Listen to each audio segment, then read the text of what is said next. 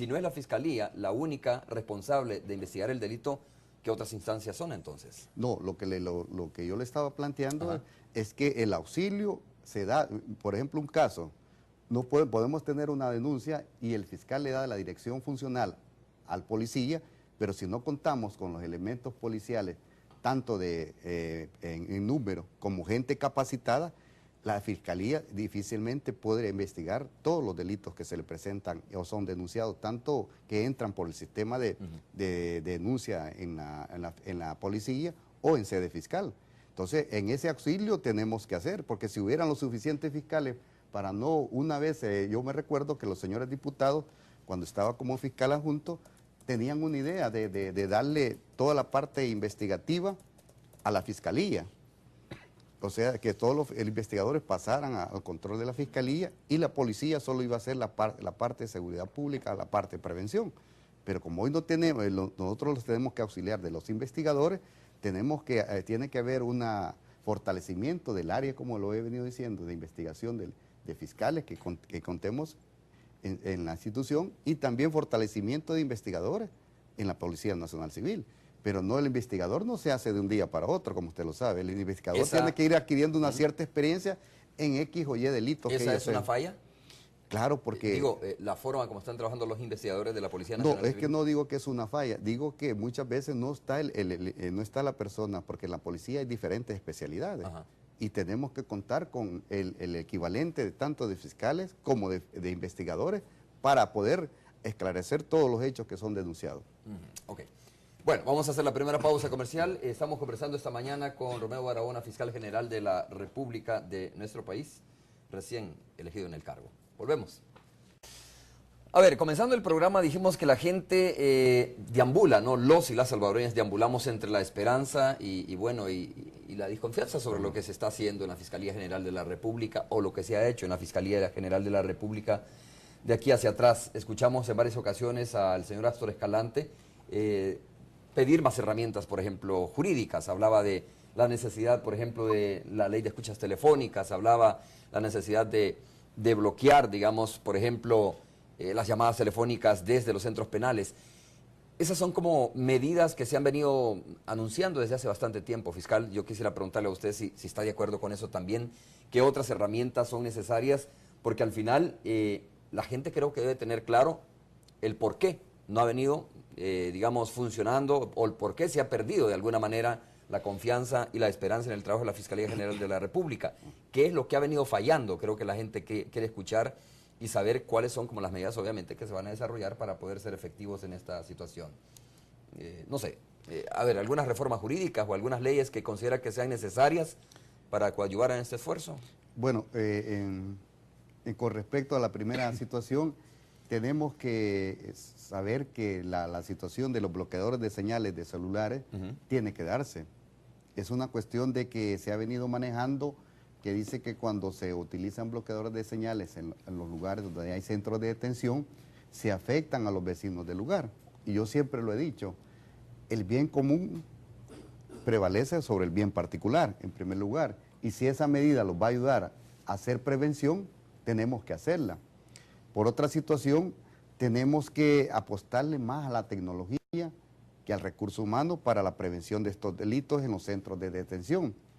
Con respecto a las reformas, si es necesario, las podemos hacer en el sentido de que solicitar a las instancias competentes, que son los señores diputados, y nosotros coadyuvar dentro de nuestra óptica de la Fiscalía. Pero la realidad es que tenemos que hacer uso de las investigaciones con base a los recursos que tenemos. Y esos recursos son las leyes vigentes del país. Pues yo siempre les he dicho que no tenemos que estar pidiendo reformas y reformas cuando con lo que tenemos podemos echar mano de muchas situaciones, pero si hay, como el mundo es cambiante, la sociedad es cambiante, tenemos que, el derecho es dinámico, pues el derecho es la vida humana objetivada, como decía un filósofo jurídico, pues, Recasens-Sitchin. Por consiguiente, muchos delitos que no eran, digamos, cuando yo estuve en la institución, regresé de fiscal adjunto, no tenía mucha vigencia, hoy tiene demasiada vigencia, pues. Para citarles, la extorsión es un delito que tiene hoy un incremento, pues. Otro delito que cuando llegué se tenía bastante auge, era el secuestro y se logró erradicar, pues. Los homicidios creo Bueno, que... entonces, en ese momento la Fiscalía había encontrado el horizonte de cómo enfrentar esta situación. Lo que Supongo, si dice de repente, mire, fuimos efectivos, disminuimos los secuestros, las extorsiones, etcétera, en ese momento de la Fiscalía que me está hablando, ¿no? ¿En qué momento se pierde entonces realmente esta visión de cómo combatir? Es que no se pierde la visión, sino que la delincuencia es como cambiante, pues.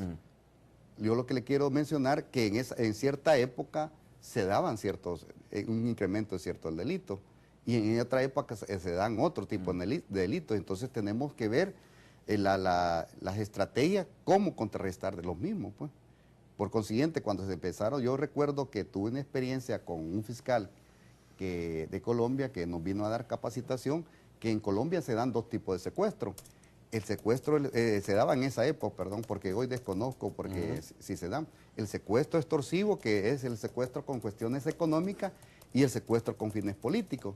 Entonces ellos me decían, mira Romeo, ¿cómo ustedes pueden contrarrestar el secuestro cuando no tienen las escuchas telefónicas? Yo lo veo difícil, cuando la Fiscalía no tiene las facultades que tiene la Fiscalía de Colombia, de llevar hasta una persona hasta la fase de lo que el equivalente acá de la audiencia preliminar. Y puede estar esta persona en detención. Entonces yo lo veo bastante Fiscal, difícil. Tenemos que leer entonces que ha sido más efectiva la delincuencia para poder evadir la justicia, o más creativa la delincuencia para poder evadir la justicia, que la efectividad misma que ha tenido la Fiscalía para enfrentar la delincuencia. No, lo que pasa es que hay diferentes delitos que se han contrarrestado y hay delitos que se han ido incrementándose. Y el fiscal también, la normativa que se creó fue para que el fiscal atendiera un número determinado de casos, no caso para el caso. El fiscal, la normativa donde yo tengo entendido, fue creada para que el fiscal atendiera de 20 a 30 casos. Y muchas veces el fiscal está manejando hasta 100 casos en determinado momento. Entonces, ahorita tenemos que darle un tratamiento, establecer estrategias, ¿cómo? Porque cuando yo digo, tenemos que combatir aquellas estructuras delictivas que están, porque muchas veces son estructuras, y ir estableciendo estrategias para cómo contrarrestar X o Y delitos. Y como le decía anteriormente, en muchos casos hay ciertos delitos que se van aumentando, y hay ciertos delitos que poco se dan en nuestro sistema penal. Correcto. Fiscal, ¿confía usted en el equipo que tiene en este momento la Fiscalía? En muchas ocasiones hemos escuchado decir que la delincuencia común, el crimen organizado, más que todo el crimen organizado, ha filtrado la Fiscalía General de la República, ¿no? Y creo que hay ejemplos que se pueden enunciar fácilmente o en casos como fiscales han estado como vinculados a situaciones que rayan con la justicia, o más bien que violan la Constitución de la República. Se ha reunido con ellos, con los jefes fiscales, y no sé, se avecina quizás un diagnóstico también sobre estos y ver si es necesario depurar o no depurar, investigar o no investigar la misma interioridad de la Fiscalía General de la República. Bueno, para comenzar, yo puedo decir que en toda sociedad hay más gente buena que mala. Y si hay más gente buena que mala, también en todas instituciones hay gente... Más gente buena que mala. Yo parto de que hay buenos fiscales, pero hay gente que no puede ser fiscal. Hay gente que puede ser otra cosa, pero menos fiscal, pues. ¿Y hay de esos ahora en la Fiscalía? Bueno, esas situaciones se están investigando porque tenemos una unidad de auditoría fiscal. Y esa unidad de auditoría fiscal está en constante investigación de aquellos hechos que van en conductas que no adecuadas que tienen los fiscales. Entonces yo en lo personal... soy de las personas de que no voy a tolerar ningún tipo de acciones de eso, pues. El fiscal, como lo he dicho, tiene que ser ejemplo en la sociedad. El fiscal, el policía, el juez tiene que ser ejemplo, porque son la gente en que confía en la sociedad, en la administración de justicia.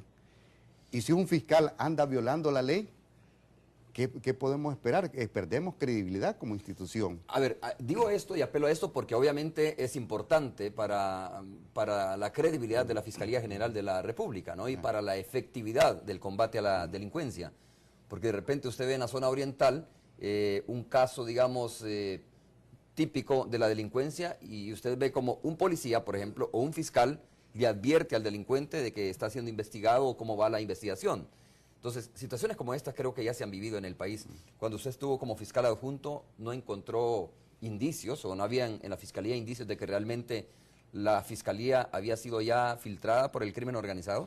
Bueno, hasta cuando se retrotrae a esa época, lo que tuvimos fue una depuración de ciertas personas que no llenaban el perfil para ser fiscal. Y esas personas se fueron de la institución por X o Y situaciones que se les estableció en ese proceso de depuración. Hoy, por eso fue necesario que nosotros en esa época le dimos el fortalecimiento a la unidad de auditoría fiscal. Es más, era una unidad que estaba allí olvidada dentro de la institución.